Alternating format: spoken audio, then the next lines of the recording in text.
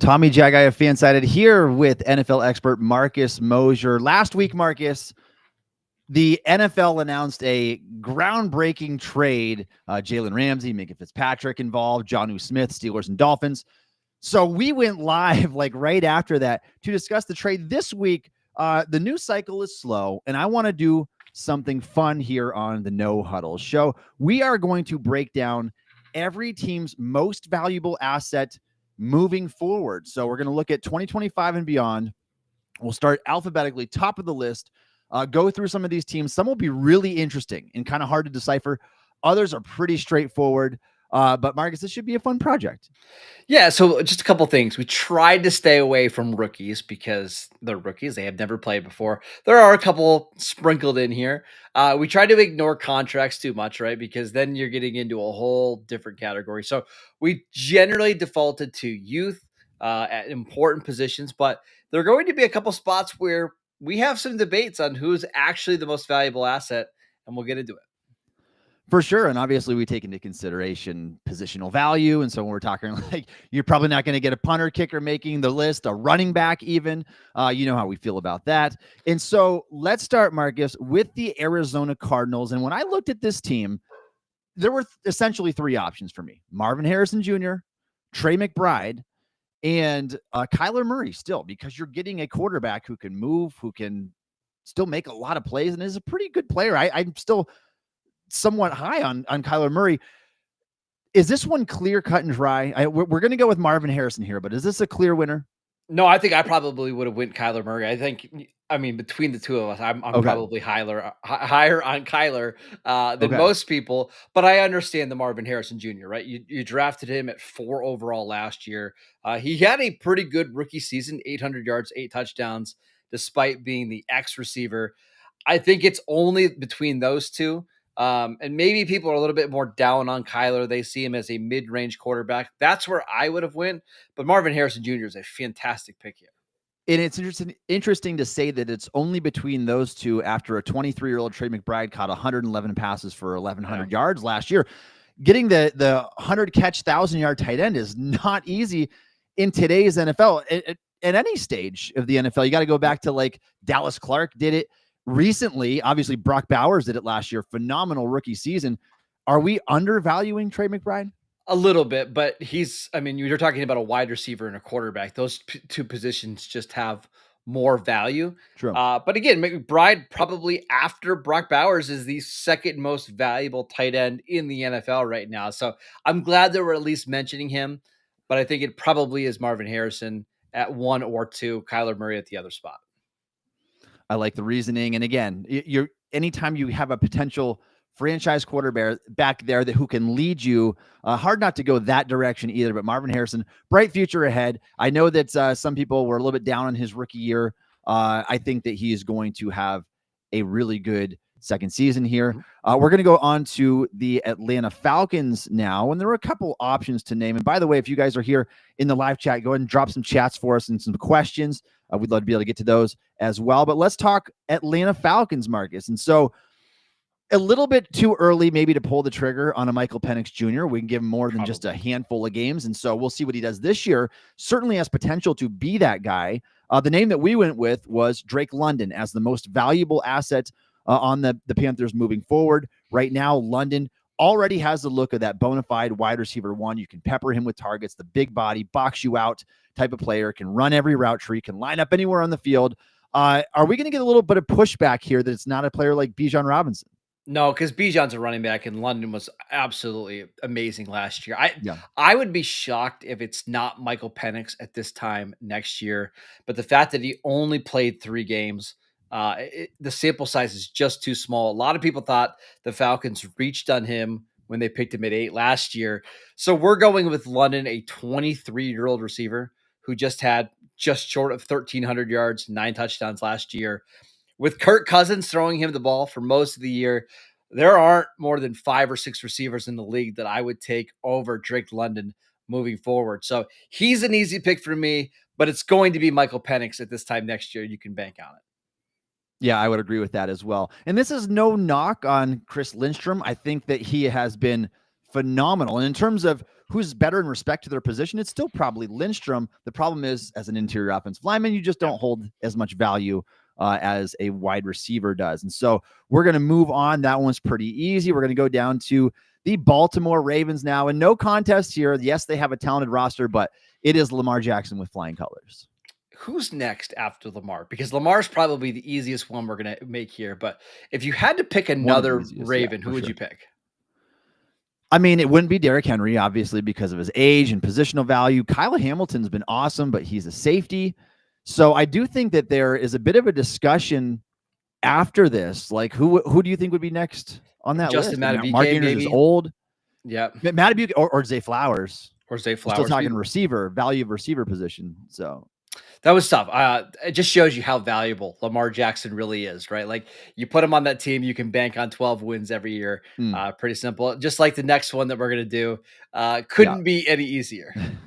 The clear number one asset for the Ravens is Jackson. The clear number one asset for the Buffalo Bills, and maybe even with a bigger discrepancy, is Josh Allen. And there is no close second here. Like, there's no amount of draft capital that you could trade the Bills to get Josh Allen in return. That's how valuable he is. He's carrying this franchise. If you take him off this team, put in a replacement level quarterback, the Bills are probably a bottom dweller, wouldn't you think? Yeah, they do have a lot of like good talent in the middle of the roster, guys that aren't Pro Bowlers but are above average starters. But yeah, they don't have necessarily the stars that like the Chiefs and the Ravens have. And one of the reasons that they're able to compete with those teams every year is because Josh Allen is so good. I don't need to tell you guys that he was the MVP of the league last year for a reason. But yeah, Lamar Jackson, Josh Allen, if you're doing a redraft of the NFL, those would be two of the first three picks.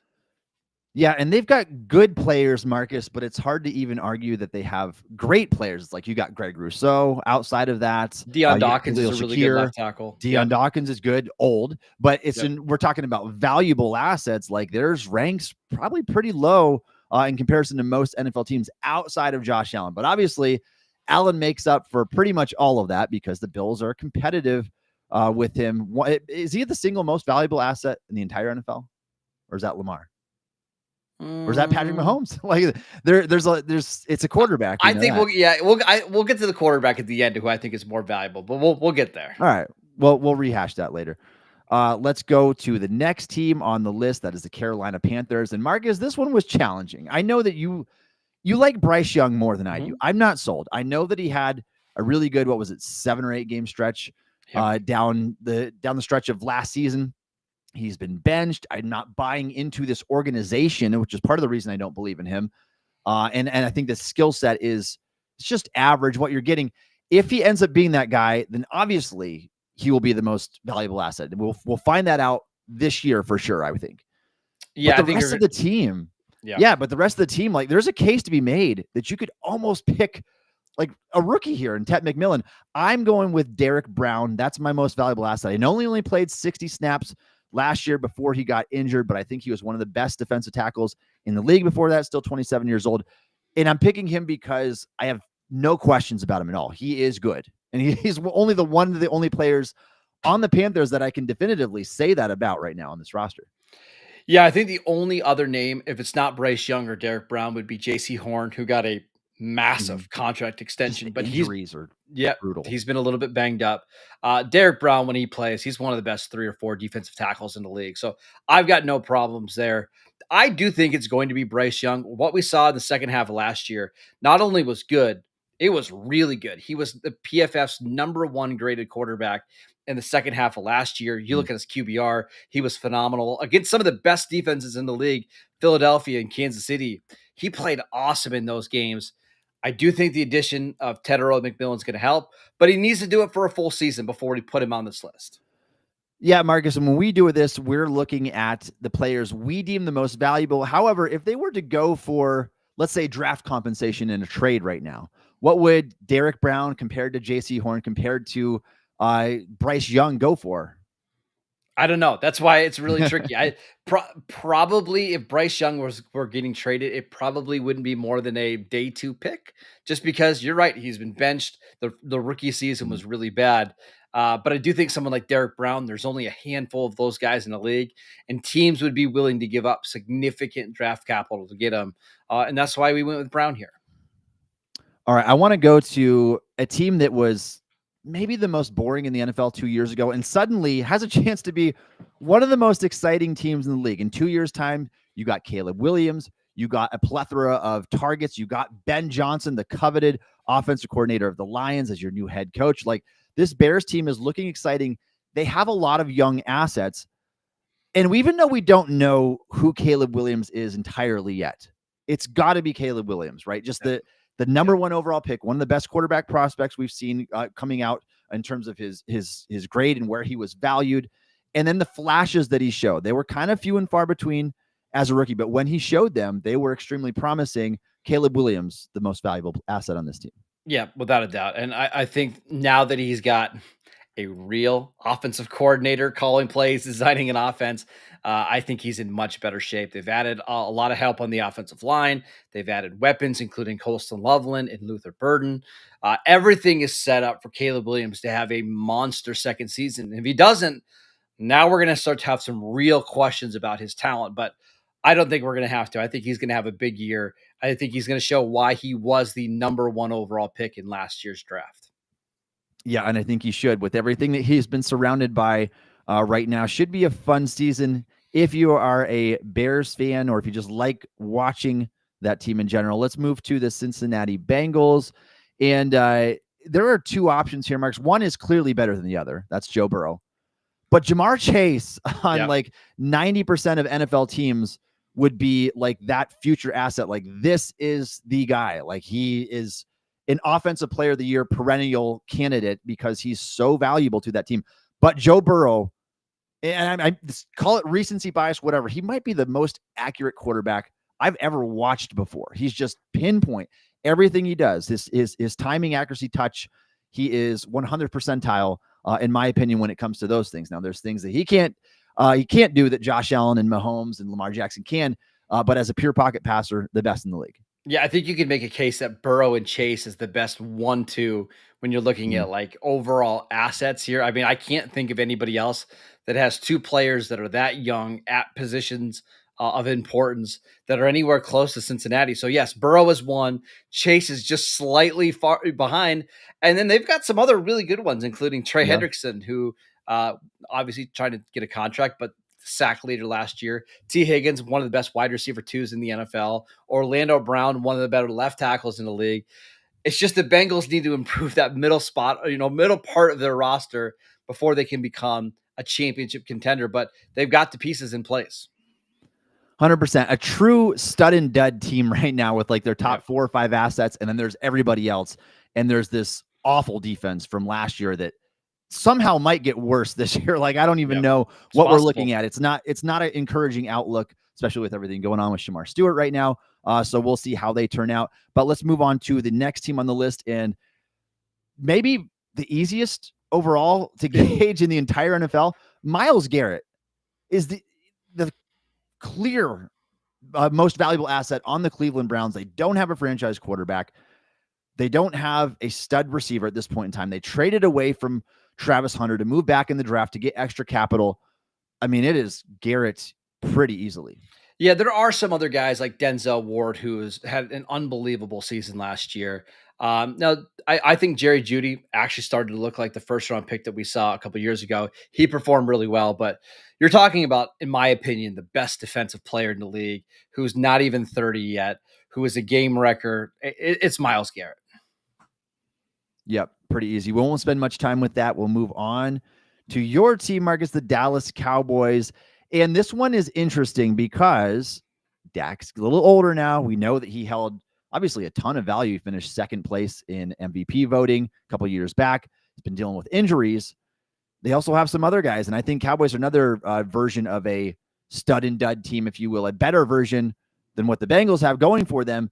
But Micah Parsons is that guy right now. Yeah. He's entering the prime of his NFL career. He's a perennial all-pro player. He's consistently getting pressure on the quarterback, wreaking havoc. Parsons is the most valuable guy. There are some others, though, that are worth mentioning. And I think if Dak Prescott would have stayed somewhat healthy last year, played 15 or 16 games, even if it was at, lower than what he played in 2023, he would be the guy here because it's just hard to find those top 10 quarterbacks. But because he's missed so much time over the last 5 seasons, and he's getting into his 30s now. I think you can default to Parsons, who, you're right, he might be the second best defensive player in the league. He's young, he's versatile. You can play him in any defense. CeeDee Lamb, Tyler Smith, DeRon Bland, all worth mentioning, but Micah Parsons gets the nod here.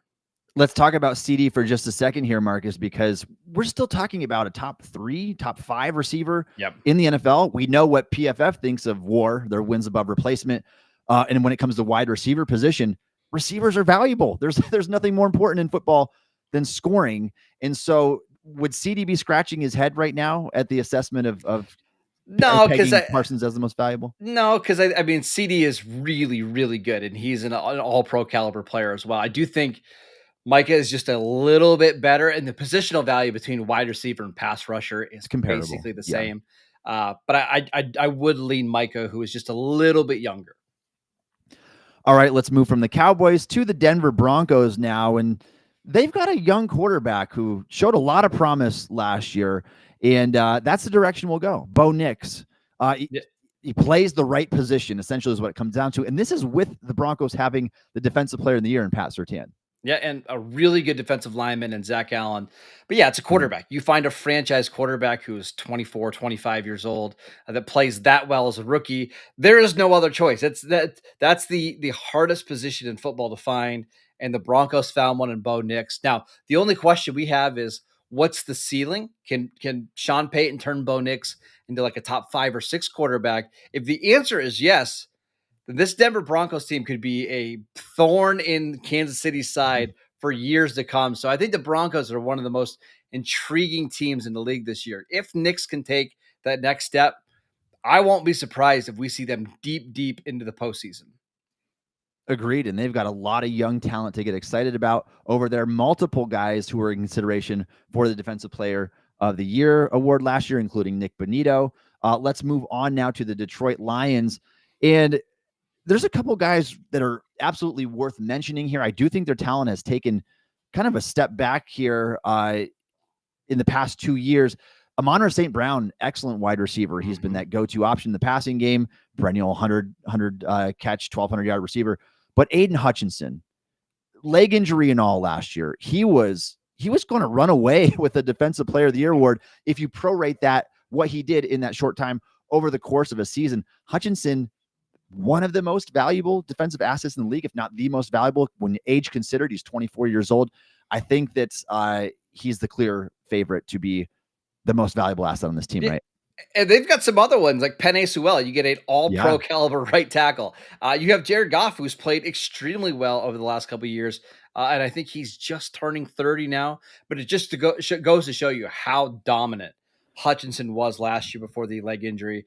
We'll see if he can return back to the form, but he got hurt in week 5 or 6, I believe, and was already leading the league in pressures by like 20. Like, he was that much better than all of his peers. Here's to hoping that Hutchinson can get back to that dominant player that we saw last year.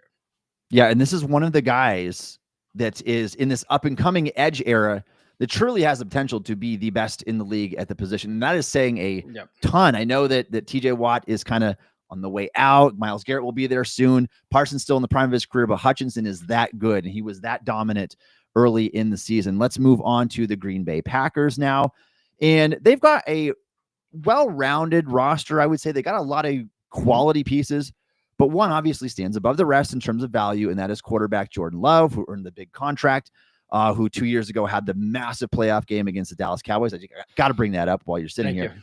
But Love he's got all of the traits, and I do think that there's still room for him to press forward, because even though he's not a young quarterback at this point, what is he? He's 26.6 years old. He still doesn't have a ton of experience in the belt because he kind of started his career late. He's got all the tools. Everything is there. Jordan Love is easily the most valuable asset on this team. And the Packers are like the opposite of the Cincinnati Bengals. They don't have those big time stars outside of quarterback on the roster, but just everywhere you look at every spot, they're just really, really good. Josh Jacobs was amazing last year. They have a good offensive line. They've got talented defensive guys on the line. They got Edgerrin Cooper, who was great, but it's Jordan Love. And we saw last year once Jordan Love started to get a little bit healthier from that knee injury, he was posting top 10 numbers in the league. I would expect Jordan Love to be even better this year. All right, Marcus, from the Packers to the Houston Texans, we'll talk about two guys primarily here, but one trumps the other because of positional value. That is CJ Stroud, who also broke out just like Jordan Love 2 years ago. And when after Stroud's 2023 rookie season, Marcus, it's like, we're looking at this guy. He might be one of the 5 most valuable assets in the entire league. In year 2, takes a bit of a step back. Are you still a firm believer in CJ Stroud? Yeah, absolutely. Now we can debate on where his ceiling is, but what he is a floor raiser. And we've seen that over the last 2 years. The Texans have won the division each year. They've made the postseason. They've won a postseason game. I think he is a really, really solid quarterback. I actually think the Texans are set up extremely well because you look at all of the positions, the high value positions. They've got Nico Collins, who is easily a top 8 receiver in the league. They've got Willie Anderson, who I think is a emerging star as a pass rusher. You've got Derek Stingley, who I think you can make a case was just as good as Patrick Surtain last year. All of these guys are incredibly young. The Texans are set up to be a dominant team in the AFC South for the next several years. Yeah, they've got their building blocks all at the right positions, all of what you would hope for. And so I agree with that 100%. They've got a promising outlook overall. Let's move on to the Indianapolis Colts, Marcus. And this one, we had a much harder time with. Yeah. Anthony Richardson, at least early on, does not look like that guy. Maybe he'll be given one more chance here to prove himself early in the season before they resort to Daniel Jones. But that's what we're talking about right now. It's like, you've got some quality players. You've got Josh Downs. But are we really going with Laiatu Latu here as the most valuable player on the Colts? I think you have to because he's of one of the money 5 positions, right? Quarterback, wide receiver, corner, edge rusher, offensive tackle. He's probably the best that they have. The only other guy that I would mention is Bernard Ryman, their left tackle, but he's older. Again, a very, very good player, but I think we're siding with youth here. We're siding with somebody who had a really strong rookie season. And I think if all of these guys were on the trade market, it's Latu that would likely command the most in a trade. And that's why he's on our list. Yeah, it kind of tells you a little bit about the state of the Indianapolis Colts right now. And it's kind of a grim outlook, if you will, for that team. And you need some of those draft picks to start stepping up here. Let's move on from the Colts to the Jacksonville Jaguars and go over here. And this one, Marcus, is interesting because for the longest time, we would have said Trevor Lawrence. He's that guy. He was that first overall pick. He was one of the best quarterbacks, greatest since Andrew Luck came out. But Trevor Lawrence has not quite lived up to the hype. Still a young quarterback, still going to be 26 years old this season, but kind of fallen out of favor a little bit. Now, maybe he can revive himself with Liam Cohen as a new offensive coordinator. Brian Thomas, obviously, extremely good wide receiver already. And I think there's a case to be made for him. But we're going with Travis Hunter because what other player can you say is legitimately worth the number 1 overall pick or multiple first-round picks right now on the Jaguars is Travis Hunter, who can, in theory, play wide receiver at a Pro Bowl level, cornerback, maybe at an all-pro level. Like, this guy is the rarest prospect that we've graded before.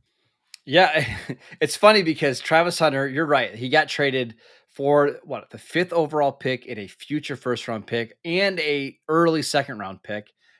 And yet he's not even going to be the wide receiver 1 on his own team, which shows you just kind of how loaded this Jacksonville team is with Brian Thomas Jr. And I would say, I think this Jacksonville team is actually set up pretty well because I still believe in Trevor Lawrence.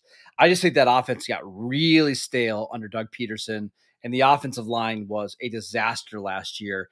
I think most teams would take Trevor Lawrence here because he's so young. He's so talented, but they've got Josh Allen Himes, who's one of the better pass rushers in the league. They've got some talent in their secondary as well. But yeah, Travis Hunter is just such a unique player. How many players get traded for the number 2 overall pick? Not many. We're taking Hunter. Yeah, I think this totally depends on your view of Trevor Lawrence at this stage of his career. Now going into year 5? This is 5th year now. So the fact that he hasn't really had that one phenomenal season yet, he's kind of been a lesser version of I'm drawing a blank now.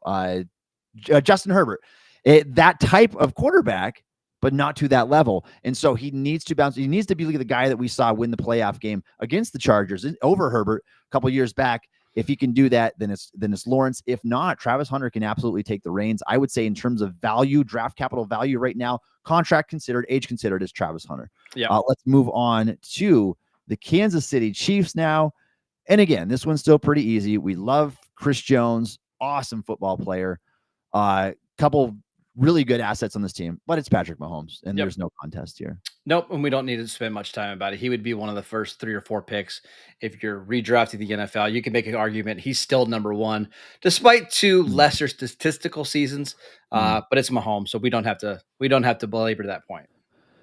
All right, from one AFC West team to another, we're going to the Las Vegas Raiders now. And this one is, they've just had like a flood of roster turnover recently. They haven't had these super valuable assets. Before last season, I would have said it's Max Crosby pretty easily. But now you got Brock Bowers there. You have a young tight end who's coming off the best rookie season we've ever seen from the position in the history of the league in terms of statistical production. So I think that at this point, you would argue that it's Bowers over Crosby. Yeah, and they have some other guys that we should at least mention between Christian Wilkins, Colton Miller. Those are both very good players, but they're not elite players. Brock Bowers and Max Crosby are elite players, and we're going with both Bowers because he's 22 years old. I just got done watching last week every Brock Bowers target, and it's unbelievable how he was able to produce with Desmond Ritter and Gardner Minshew and Aiden O'Connell playing a quarterback. And now that he's got Geno Smith, I expect him to be even better. Brock Bowers, easy choice here for the Raiders.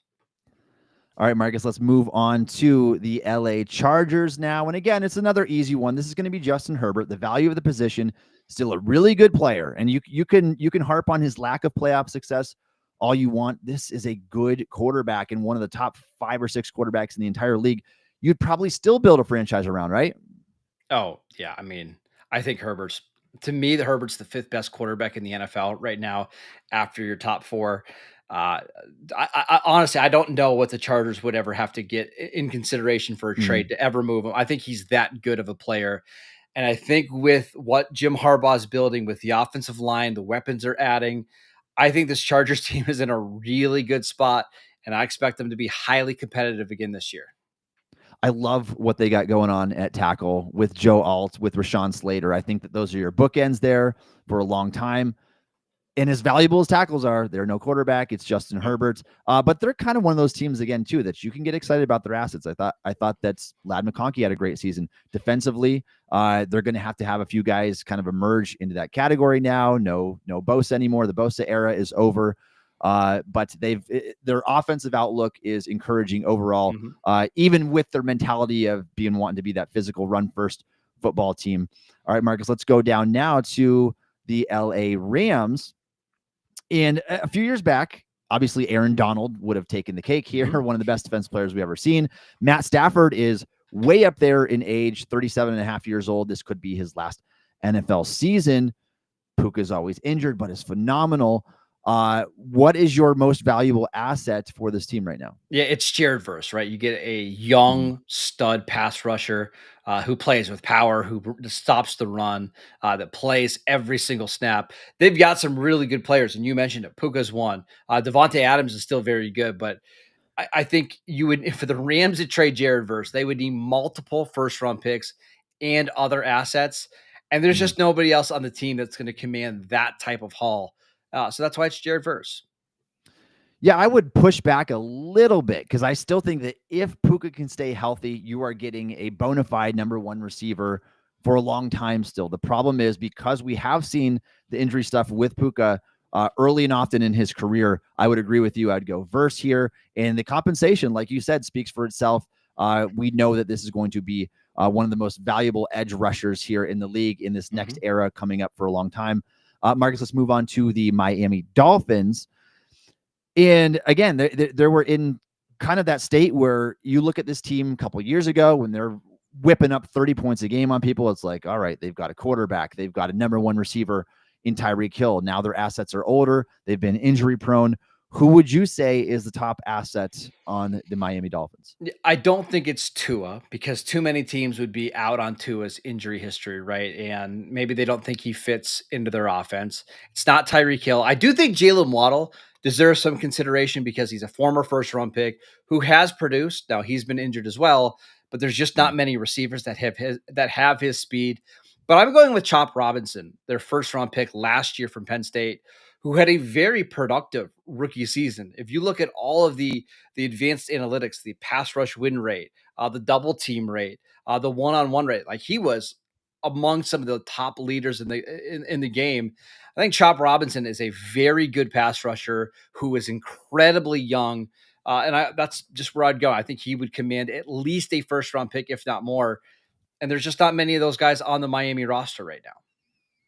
Yeah, I think that Chop is probably the right choice considering Tyreek Hill's age at this point. Waddle being that high end number 2, maybe low end number 1 wide receiver. But I think that Chop as well is the correct answer in terms of most valuable asset on the Dolphins right now, which shows that they've kind of got to step it up a little bit here too. No knock against Chop, good football player. Minnesota Vikings, Marcus, and they invested a lot in JJ McCarthy, but they believe in this guy, but it's so hard to dub him as that guy before seeing him play an NFL snap. Meanwhile, they've got Justin Jefferson there, arguably the best receiver in the game. I would still go Chase a little bit over Jefferson here, but we're still talking about an extremely valuable asset that can help you score, help you win football games on a routine basis, maybe the most consistent receiver in the NFL. So Justin Jefferson here. So Justin Jefferson has played with, I'm trying to name all the quarterbacks off the top of my head, Kirk Cousins, Jaron Hall, Sam Darnold, Josh Dobbs, Nick Mullins, and I'm sure I'm missing one in there. And yet he is the all-time leader in receiving yards per game for his career, 96.5. He's quarterback proof. And there's just very few receivers in NFL history that are quarterback proof, that are going to produce no matter who's behind center. It's Justin Jefferson. And the gap between Justin Jefferson and the next best player in Minnesota is massive. Yep, 100%. We won't spend much time on that. Let's move on to the New England Patriots now. And they've got a young asset here, and you know who it is. We're going to go quarterback Drake May. I think the future is bright. We saw a promising rookie season from him. Marcus, is there anybody in close second here for contention? They've got a couple of young defensive players that I really like, including Christian Gonzalez, who I still can't believe was a third quarterback drafted. Keon White, who is going to have an unbelievable season with Mike Vrabel, but it's Drake May, right? And it's not fair that New England had Tom Brady for 20 years, and then they only had to wait a couple of years to get Drake May. Like some teams just luck out when it comes to the quarterback position. That's New England. I expect Drake May to have a fantastic sophomore season. We'll see if he eventually gets a receiver, but yeah, it's Drake May. Okay, Marcus, we talked a little bit ago about the Carolina Panthers assets being poor. Let's talk about the New Orleans Saints for a minute. This is a team that has been kicking the can down the road for as long as I can remember, basically pushing finances back, getting in a rough state. And that's saying it lightly because this roster right now is grossly lacking young, talented assets. And that's why we're going to go with Chris Olave here, even though he's got a bigger concussion history than Tua Tagovailoa. But there's really no other option, right? No, I mean, Kelvin Banks, because he was a top 10 pick. I mean, at least you can mention him, but we're trying to stay away from rookies. But yeah, it's probably Olave because he's still young and he plays an important position. I'm sure the Saints got trade offers this offseason, but I bet you they didn't want to give up Olave for, let's say, a second round pick. I'm sure there's a lot of teams that would like to add him. And again, you look at this roster, there's just not many players that would command anything more than a second round pick. Olave's been a very good player when he's been healthy, despite lackluster quarterback play. I'm hoping he's able to stay on the field because when he plays, he's a very good player.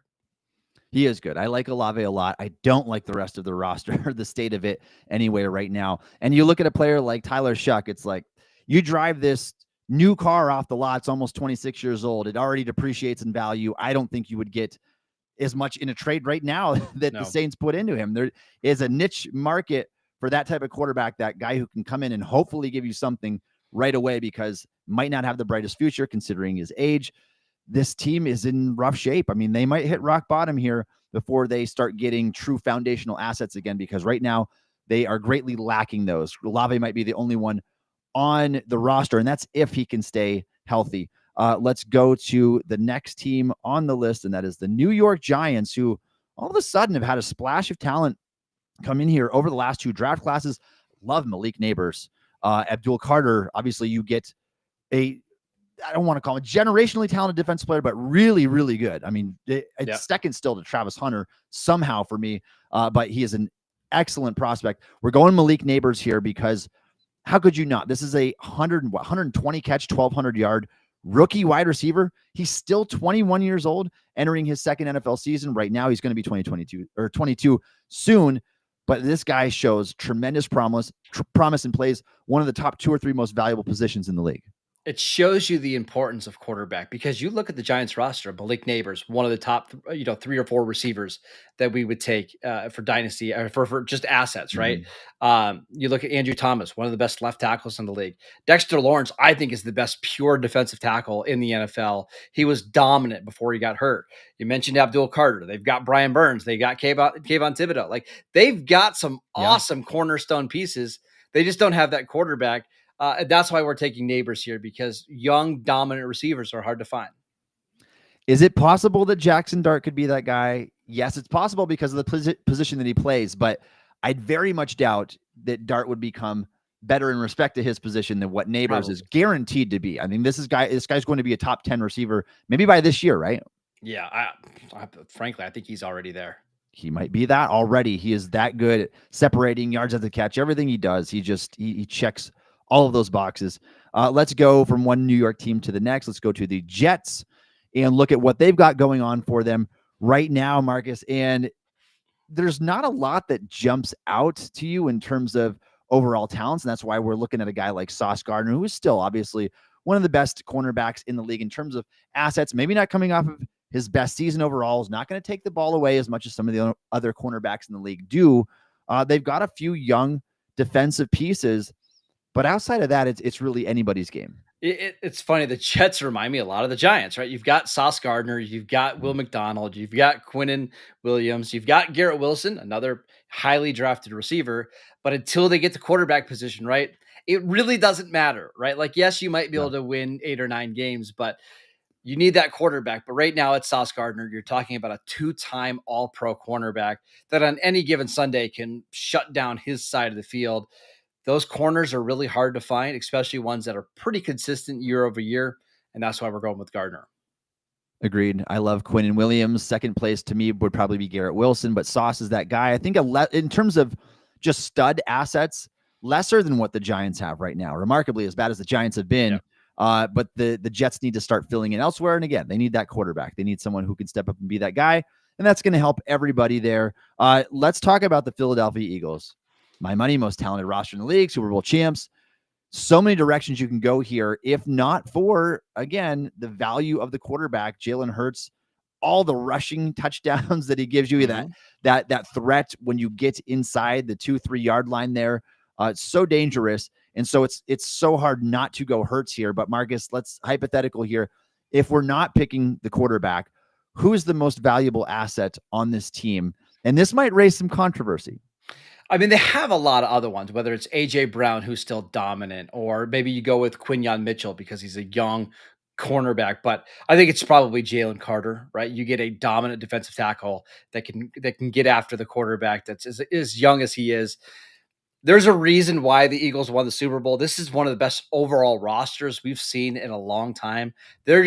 They've got stars all over the field, but again, we're defaulting to the quarterback, and Jalen Hurts deserves that respect after how well he played in the Super Bowl last year.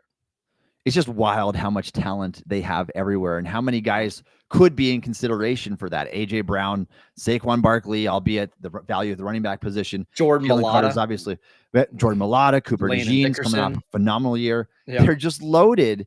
And so it's easy to see why it is Jalen Hurts. But a lot of cases to be made for all the talent on hand there. And Marcus, this is it. They're the perfect example of when you draft well, how good your team can be overall. And it shows you that you don't necessarily have to draft for need either. If you hit like 2 or 3 good drafts in a row, BPA approach is the ticket right there. Let's talk about the Pittsburgh Steelers now. And this one, it's getting closer than it once was. It used to be TJ Watt with flying colors. Still going to be TJ Watt, because a lot of other guys that are younger on this roster and show some promise aren't quite there yet. There's nobody that matches that level. Obviously, no Minka anymore. Cam Hayward is old. He's 36-year-old defensive tackle. So it's TJ Watt still. He still offers the most value to this team. If you were to trade one right now, he still would probably offer up the most in a trade. Who else would you have in consideration after that? I think it's actually pretty close, because we just saw DK Metcalf get traded for a second round pick this year, and Pittsburgh had to pay him right away, right? Mm. So obviously, whatever team was acquiring TJ Watt would have to do the same. Would he get more than a second round pick? I think it's possible, but I think that's probably what you're thinking. It's in that range. So I'm good with defaulting to TJ Watt, but I think Metcalf is pretty close. Yeah, I think that Metcalf would be the runner up there. The offensive tackles they drafted in the first round have not shown enough at this point in time, obviously.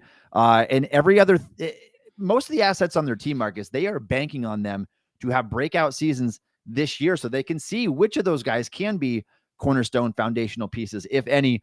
So far, though, none of them have proven to be that guy. They have some that could, but it is TJ Watt pretty easily, I would think, still for the Steelers, though they have others in consideration there. Let's move on to the San Francisco 49ers. And with the 49ers here, we're still going to go quarterback, obviously one of the most efficient quarterbacks since he's become the starter, Mr. Relevant, Brock Purdy.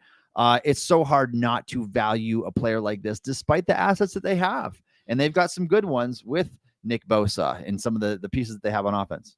I thought Purdy, his numbers were way worse last year, but I actually thought he played better than ever before, because he was asked to overcome a lot of injuries. No Christian McCaffrey for most of the year. Trent Williams missed time. Brandon Ayuk got hurt. Deebo Samuel wasn't the same player. The 49ers asked him to do more, and he delivered for the most part. Now, I think they're hoping that they don't have to put that much on his plate, but I do think Brock Purdy, because of his age, because of how well he's played to this, up to this time, he deserves to be the guy here. Yeah, 100%. I mean, he's that quarterback. He is the guy that has led them there to that point already. So we're going Brock Purdy, Seattle Seahawks, Marcus. And this is another team that's had quite the roster makeover in recent years. Knew everything, basically, including quarterback. Sam Darnold is there, who helped the Vikings to a 14-3 record this year. But we're going with wide receiver Jackson Smith-Njigba, one of the best young pieces on this roster, showed a lot of promise as that go-to option in the passing game. The only other guy here that I would consider is Devin Witherspoon, who they drafted in the first round during the 2023 draft, I believe. Now, I think, 2023 draft. Devin Witherspoon's been awesome. I mean, he's one of the best run defending corners you'll ever see. But it's Jackson Smith-Njigba, because receivers are hard to find, and he was incredibly productive last year. I would think in year 3, now that DK Metcalf and Tyler Lockett are gone, we're going to see him get even more targets. I am a huge fan of JSN. I think the numbers are going to go spike in a big way this year. All right, Marcus, let's move on from the Seahawks to the Buccaneers. And we're still looking at quarterback here. Baker Mayfield, not the youngest anymore. He's been a bit of a journeyman with the Buccaneers. He's had success as just that gunslinging passer, and the offense has benefited from him. They've got a lot of older pieces, and that's why I would say this. If Mike Evans was younger, I think that would be pretty easy. Just a phenomenal receiver. He's at the tail end of his career at this point. Same with some of the other assets that they have on the defensive line, Vita Vea. So this one is pretty simple still, right? Yeah, I think Tristan Wirfs and Vita Vea both would command first-round picks on the open market, because they're that good at their respective positions. But it's Baker. I mean, what Baker's done the last 2 years, he's made Tampa Bay relevant. He's probably more important, he's made them fun. He's made that offense really fun. And now we've seen him with 2 different offensive coordinators and 2 different schemes. This is going to be his 3rd offensive coordinator in 3 years with Tampa Bay, but he's earned this spot because of how well he's played. All right, Marcus, we got 2 teams left. The Tennessee Titans, who were in really rough shape, still are. There's not a lot of assets on this team to get excited about in general. They've had some really good players there over the years, Jeffrey Simmons. But we're looking at a guy, and when we talk about value specifically, They just took the player who went number 1 overall in the draft and at the most important position in the league, Cam Ward. So we'd have to, by default, it's got to be Cam Ward before even playing an NFL snap. Yeah, we're trying to stay away from rookies, but it's hard to stay away from Cam Ward when you're the number 1 overall pick. Plus there's just nobody else in this roster. Yeah. Like Jeffrey Simmons is a really good player, but he's getting a little bit older, and I don't think he's a top 5 player at his position anymore. They've got some guys in the offensive line, including Peter Skoronski, who I thought played really well in the second half of last year, but you're also talking about a guard. So yeah, it's Cam Ward. We'll see what the offensive talent looks like around Cam Ward this year. We'll see what Brian Callahan can do, but I'm a believer in Cam Ward. I can't wait to see him play. All right, we'll see. I'm not as convinced about Cam Ward, especially in his situation, but still hard to argue that he's not that top asset for them. And the last team on the list, the Washington Commanders, couldn't be easier. I love Terry McLaurin, but it's Jayden Daniels, the guy who took the world by storm last year as a rookie, led the Commanders to a 12-4 record, went to the playoffs. Like, this is the guy. This is the guy who is one of the most valuable young assets or overall assets in the entire league right now, Marcus. And we can have this conversation another time, but he's up there. I mean, this is a guy that you would build a team around, one of the top assets. He's inside the top 5, but I think he's closer to 1 than he is to 5. And that's just how dominant his rookie season was. He takes that Commander team that was, bottom of the barrel the last couple of years and takes them to the NFC Championship game. And a lot of people picked the Commanders in that game because they believed in Jayden Daniels. That's what kind of rookie season he had. Going into year 2, they've added even more talent on the offensive side of the ball. I think Jayden Daniels is primed. That I don't think he's going to have a sophomore slump. I wouldn't be surprised if he's even better this year. No draft capital that the Commanders would trade Daniels for, right? No, because he makes you relevant and he makes you a contender. And he's young and probably the most important thing, he's fun. And I think that's what the Commanders have not had in the last decade. The last really fun player they've had is Robert Griffin III. Jayden Daniels has brought that excitement back to the DMV. 100%.